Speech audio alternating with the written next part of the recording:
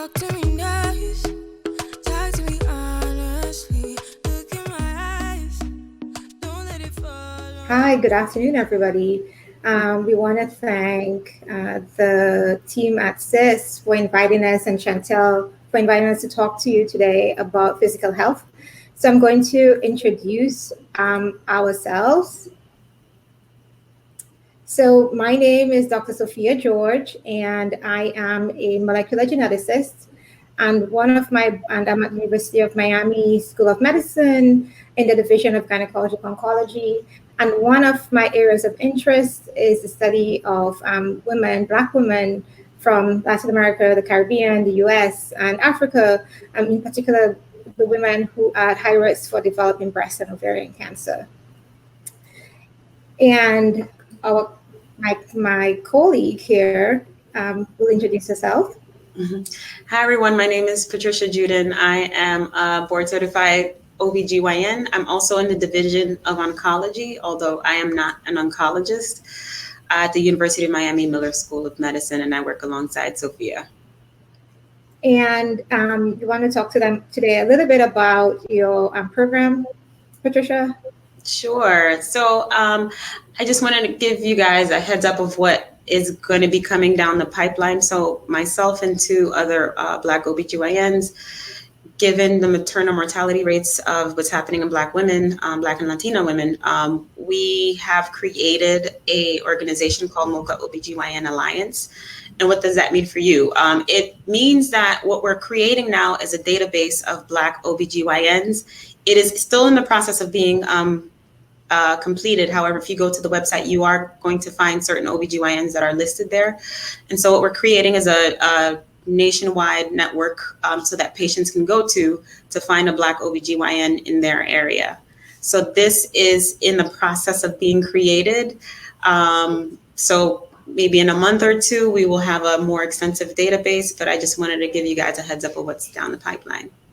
Yeah, this is actually fabulous because, we have lots of friends who will reach out and ask, like, do you know a Black OB-GYN or just a Black doctor or a doctor of color, a woman of color doctor? And so this is a really great resource. I've actually gone through the website and seen some. So you also have fertility folks on there and other GYN subspecialists.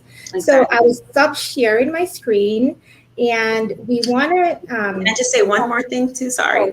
There will be GYN subspecialists as well, and we will be putting up just information for the population at large as well too on this website as we continue to expand our network. Okay, so I have some questions that just to set the playing field. So what's the difference, Patricia, between an OB-GYN and a primary care physician? Perfect. So an OBGYN is someone who's done their training specifically in obstetrics, so in delivering babies, and also in gynecology. So that includes doing wall woman exams, doing procedures in clinic, and also doing surgery. And so that is what an OBGYN is. A family practitioner, a family medicine physician, generally sees the patients from infancy to throughout their entire life. And so they'll see them, after they're born, do their well checks throughout their childhood, even through adulthood, for both male and females, and follow them throughout their life. Okay, so you mentioned well woman. So what is a well woman exam, and how often should we have one? Yeah, so generally we ask everyone to come just once a year for their well woman exam. From a GYN standpoint, what we follow, we make sure that you're up to date on your Pap Smear. We do breast exams. We make sure that you're getting your adequate screening depending on your age and your risk. Sometimes we do this alongside a family practitioner.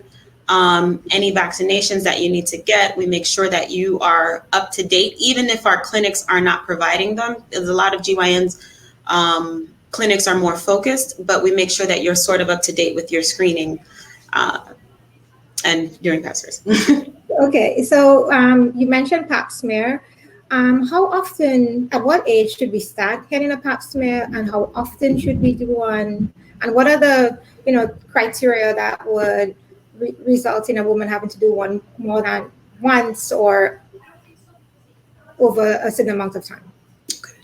Yeah, so a Pap smear, I'll just kind of back up a little bit and say what a Pap smear is. So a Pap smear basically is when we put a speculum, which is that uncomfortable instrument that we put in the vagina to look at your cervix.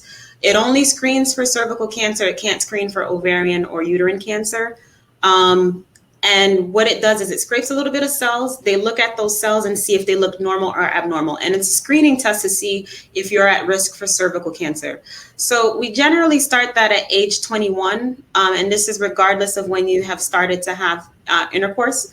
Unless if you have been diagnosed with certain types of diseases such as HIV, which suppresses your immune system, or if you've had an organ transplant and you're on medication to suppress your immune system. But for the general population, we start at age 21. We initially do it every 3 years, even though we still have you come routinely for your routine exam. Every 3 years that we check the Pap smear in your early 20s, and then afterwards we do it every 5 years if you have established negative Pap smears. Now that is going to change depending on your history. So our screening guidelines are based on whether you've been exposed to HPV, whether you've had abnormal Pap smears or been treated for what we call cervical precancers. So that from person to person is going to change. Where it may be once a year, you may have to get it twice a year, you may have to get it every 3 years as opposed to every 5 years. Generally, the every 5 year rule is for people who've had sustained negative Pap smears. Okay, thanks. And then can you tell us a little bit about the HPV vaccine? So we know that this vaccine helps prevent cervical cancer, and it can usually be offered by your Obgyn or your primary physician. But at what age should someone get it? And how old can you not get it? At what age you're too old to get it? Okay, so the HPV vaccination is a vaccine that helps protect men and women against cancers that are caused by HPV, which is a very common sexually transmitted infection. This infection, 80% of people get this infection at some point in their lifetime. So the likelihood of you getting it is very high. So we give this vaccination so that you can prevent from the process from infection to cancer. We don't know or can't predict who's going to get cancer and who's not going to get cancer. So we give this vaccination in order to help your body fight infection if you are exposed to HPV, to prevent that HPV from staying in your system long enough to cause cancer. The recommendation is actually to start at age 11 to 12, but now we're pushing it towards age 9. And the reason is because the younger generation or the younger children actually have a better immune response to the vaccination. So that allows them to have a better response if they're ever exposed to HPV in their lifetime. And it's extended all the way up to age 45 is when the FDA sort of gives the cutoff. So any time before age 45 and younger, you are eligible for the vaccination. Okay, so actually we have a question. Can we ask what's the difference between an OB and a GYN? Does she need both? Yeah, so sometimes people have the general title of OBGYN, which means that they do both. So they do both obstetrics, which means prenatal care, postpartum care, and then they deliver babies as well too. And then the GYN part is the person who generally does like the well woman exams. They see you for, they do procedures in clinic, they do surgeries. So there are people who in their practice, they do both. And there are a lot of people who actually sort of pick one side more than the other. So you might find somebody who only does obstetrics or OB and only delivers babies, only does prenatal care. And then other people may only do GYN care, which are like Pap smears or bleeding issues, fibroids, cysts, and things like that. Okay, thank you for clarifying. So I have a few other questions that we can maybe talk a little bit at more length on. So are there different stages in our lives that we need different types of doctors? And what are the types of doctors that we need to have in our Rolodex, like, that we need to have in our back pocket as we age? Well, definitely need a GYN. Make sure you have a GYN so that they're following up on your Pap smears, making sure that you're getting an HPV vaccination if you need it, making sure that we also do breast exams. And when you need screening like mammograms, we order those as well too. I generally like to tell my patients to also have a primary care physician, because the GYN, the scope of OBGYNs may vary from person to person. So you may have one GYN person who loves to do like your regular screening, like for diabetes, who manages blood pressure, who manages if you have lipid issues or thyroid issues. And so sometimes OBGYNs will do that, but I generally leave that for the family physicians or the family practitioners. So I generally tell my patients to have both. You have a GYN, make sure you're up to date with your breast cancer screening, your cervical cancer screening, and a family practitioner to make sure that you don't have diabetes, checking up on your blood pressure, checking your lipid panel, which is like your cholesterol, make sure you don't have high cholesterol. Generally, primary cares throughout your lifetime, you need more vaccinations, such as like the shingles vaccine or the pneumovax, which you usually get at an older age. And they generally make sure that you have those vaccinations. Some OBGYN offices may or may not have the flu vaccine, so we'll make sure that you have that as well too. So, and also like bone screening for osteoporosis, a lot of times a family doctor will manage those issues. So I generally tell my patients to have both. If there's a problem that develops over time, let's say you start to develop high blood pressure, many times it is the family practitioner or that is managing that and puts you on medication and following you for that, as opposed to an OBGYN. Myself, what I'll do if someone comes to my office and they have high blood pressure and it hasn't been diagnosed and I diagnose it, if it's very high, I will actually start medication, but I will have you follow up with your primary care doctor to continue your care. So sometimes we'll do things like that as well. Thank you. So, you hit on high blood pressure, and I have a question here about stress. So how does stress affect our health, and what can we do to reduce our stress and to reduce the risk of the effects of stress? So just before this session and this afternoon, the conference, the summit started off with Tia Brown, who is a therapist, talking about mental health. So how does stress affect us physically? Definitely lots of different physical manifestations. And so since we were talking about high blood pressure, that's one of the ways that stress can actually affect you, where if you have no other risk factors, you can have an isolated blood pressure. And not only is it maybe high just once, but sometimes it can keep your blood pressure sustained and elevated. And so when it becomes elevated at that point, we do most of the time recommend medication depending on how high it is, but having constant stress will work against you in getting your blood pressure controlled. It can affect your sleeping habits as well too. And so sleeping habits affects basically everything. So that can affect blood pressure, that can affect your mood, that can affect if you have other chronic medical conditions, it can also make that worse as well too. Stress in Black women who are pregnant can lead to elevated blood pressures in pregnancy and other complications throughout their pregnancy as well. So stress is basically sort of covers, and it's really because of what we call a high cortisol level. So your body's constantly in a fight or flight mode, where your body is created to have a moment of rest. And so stress kind of prevents you from having that rest and recover period. Right. So actually, there's a lot of work now being done in the labs to study in laboratories and researchers like myself and others to study how our environments, our lived experience as women of color, Black women, Latin women, influence diseases, in particular what I'm doing, breast cancer.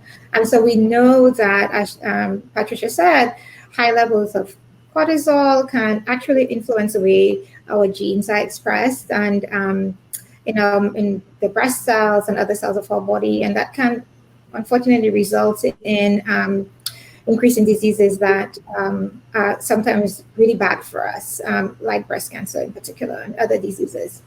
So you talked about pregnancy, and I know at the onset, you talked about your NGO. You want to talk a little bit about maternal fetal, the rates of Black women dying when they're pregnant and giving birth? Yeah. So, as many of you probably heard through media or social media, the death rates in pregnant women and Black pregnant women is higher in comparison to white women, 3 to 4 times higher. And in some parts in the nation, it's as high as 12 times higher. There are many factors that are due to this. One of the things that we, are starting to name and call out is systemic racism as part of one of the reasons. And so what we want to do is encourage women to own their health or find a physician that will work with you. So the physician-patient relationship is supposed to be what we call a shared decision-making, where what we do basically is based on your risk, based on your health. We give our best recommendation on what should be done. You ultimately decide. So you always want to find a physician that works with you. The other thing I tell patients are, you want to find, or my friends and family, is you want to find a physician who is aware of the mortality rates. And you can specifically ask them too, what are you doing to prevent maternal death among Black women, among Black and Hispanic women? You can ask them straight up, what do you do in your practice? How other people who are in your practice, what are they doing? Are they culturally competent? Have they had bias training? You can ask those questions. And you can ask, are they aware as well too? If someone gives you a diagnosis, you can ask them to explain exactly what that means and what your risks are for that. In terms of what you can do for your health, in terms of pregnancy, what I tell patients is it's actually better for you to be healthy before the pregnancy. So seeing a provider, seeing an OBGYN, going over your medical history, if you have one, going over your list of medications, if you're on medications, and seeing what is going to be harmful to you or what's going to be harmful to your pregnancy, or what risks you need to start to control before you get pregnant to decrease your risk of you decrease your risk of mortality, decrease your risk of having adverse outcomes, meaning sicknesses or illnesses during pregnancy that can affect both you and your baby. Right. So that's really, really salient advice about being healthy before becoming pregnant, to help decrease the risk for adverse events. Also, acknowledging that there is a role of racism plays in our outcomes once we are pregnant and having our babies. So what about having an advocate with you? I know sometimes some people think that they can't bring someone else in the room when they're having a conversation with the doctor. Mm-hmm. Is that okay to bring someone else in the room and advocate? You can always have an advocate or be an advocate for someone.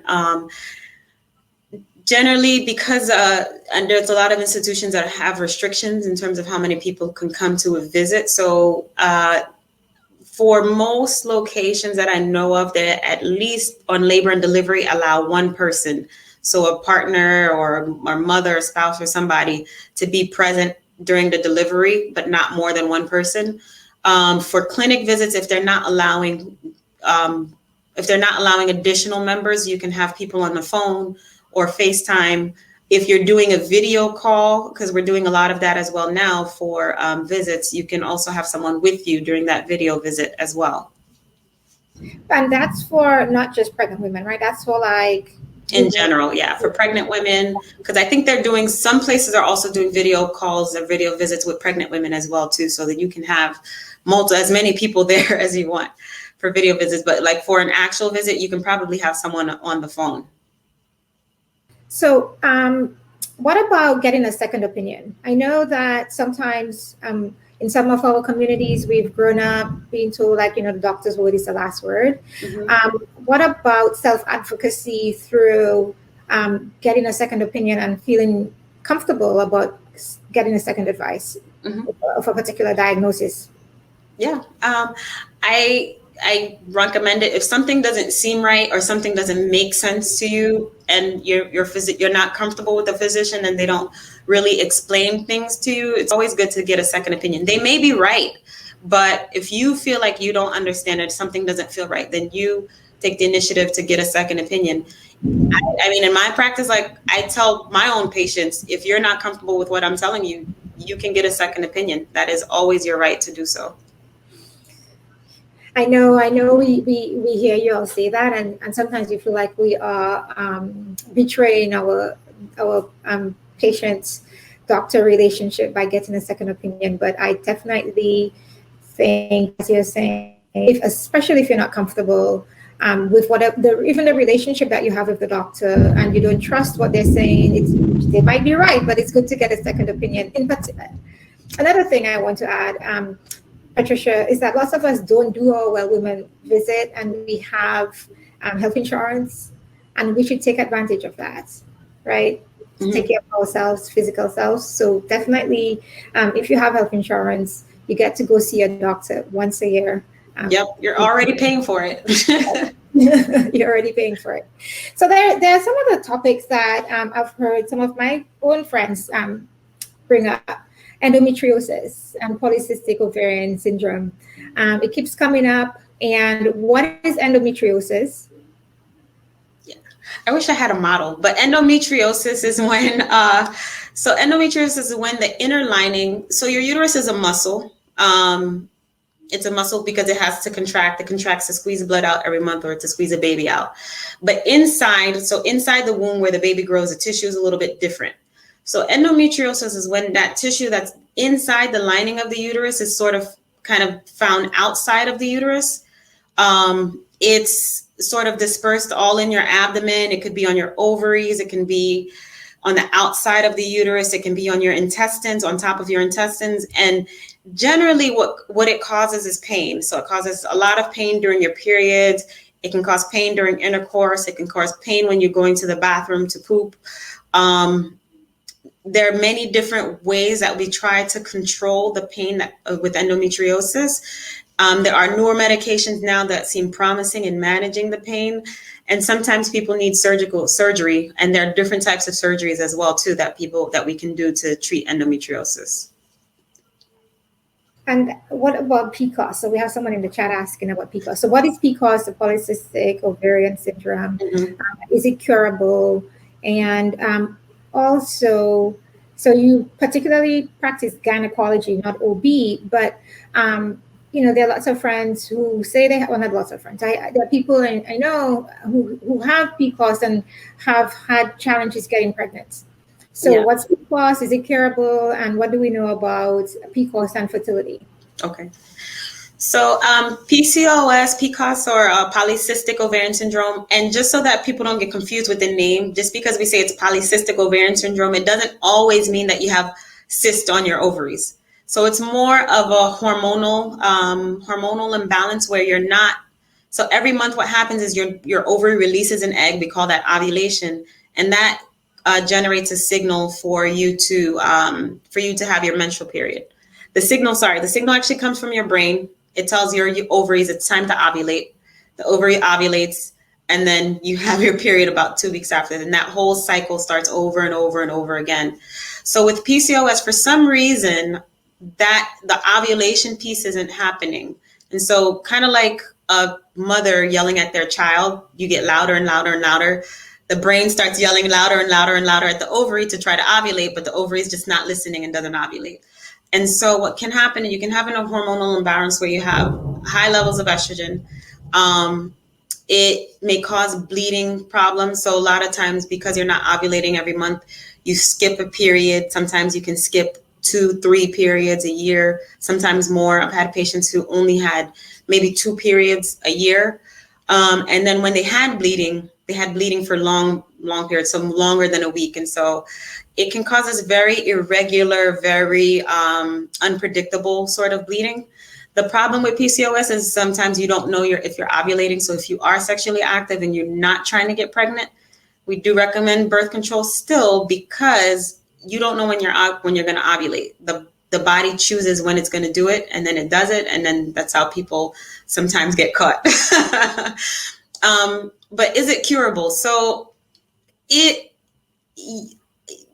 yes and no. In some people, potentially it can be reversed completely where, they don't have those symptoms again. I've had patients where they had PCOS for most of their lives and all of a sudden their periods start getting back to normal. One of the main things that with PCOS is that it can cause weight issues. And a lot of times, even just managing the weight issues alone is enough to sort of get your period back to a normal cycle, gets ovulating. So generally, that's my very first recommendation. Sometimes we do have to put people on birth control just to sort of regulate their periods or prevent them from having episodes of heavy bleeding after they've gone months without a period. There are other medications that sort of we recommend or prescribe, which are diabetes medications, but they actually do help with PCOS. And for women who are having trouble getting pregnant, at that point, I do send them to a fertility specialist because there are medications that you can be on that helps you ovulate more so that you're able to get pregnant. Okay, so we talked on, thank you for that. You touched on weight a few times. So let's talk about healthy habits that we physically, healthy habits, I guess mentally too, but physically, habits that we can adopt to keep ourselves in alignment for the work that we're doing. A friend said to me once that they're machines. I mean, we're not really machines, but we have people to take care of ourselves, our families. We have a job that most of us hopefully like and want to do great at, but we have to take care of us, right? Yeah. So what are some things that you say to your patients to get them motivated and the little things that they can do? I generally say in terms of like staying active and trying to be healthy, the main thing as far as staying active, I say find something that you like.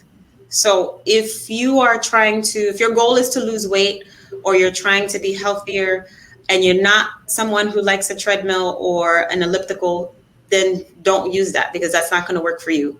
Mm-hmm. So find something that you like. So maybe it's dancing, maybe going to a Zumba class, maybe going to something that sort of trains your brain in a different way that keeps you active. But and the other thing I tell patients is to find a buddy, find someone who has the same goals that you have. So to motivate you, you can motivate them and you guys can work together. Always try to fit it into your schedule as much as you can because it takes several weeks for things to become a habit. You want to continue something for it to become a habit, a healthy habit. In terms of eating, you always want to balance out, make sure that you're eating lots of vegetables. At least for myself, I don't know who's able to not eat any fatty food ever. But if you do, make sure that you're not, that it's not your go-to, that you're not going to like fast food chains on a daily basis. Cooking at home is easier, making sure that you're cooking enough vegetables, make sure you have your protein. If you're eating rice and beans, which I love, I grew up eating rice and beans, always make sure that it's not more than your vegetables. Your vegetables can actually provide more nutrients than the carbohydrates. And so we want to limit your carbohydrates as well. So, and we do love our rice and beans, especially being in Miami. Yeah. So that's rice and beans and more veggies. Okay. So we have we are about to wrap up. Any last parting thoughts that you want to tell the audience? The one thing I as far as parting thoughts is that no matter what your condition or where you are and stage of life, you are ultimately the driver. Your body is the car and you drive it in the direction that you want. As physicians, we're only here to guide you and help you make decisions based on our education, based on what we know of how the body works, what we know the disease process. And if you have a certain disease, we know what the ultimate course is. So we're here to kind of help guide you to make healthy decisions so that you have not only a long life, but just a healthy life.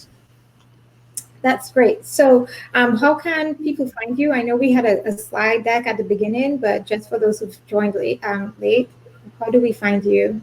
So I'm on Twitter. I'm starting to use it more. It's at Dr. Pep, P-E-P-P, M-D. So you can find me on Twitter. Like I said, MOKA OBGYN Alliance is, at least the website is up and running, but we will be getting more active. So definitely keep an eye out for that.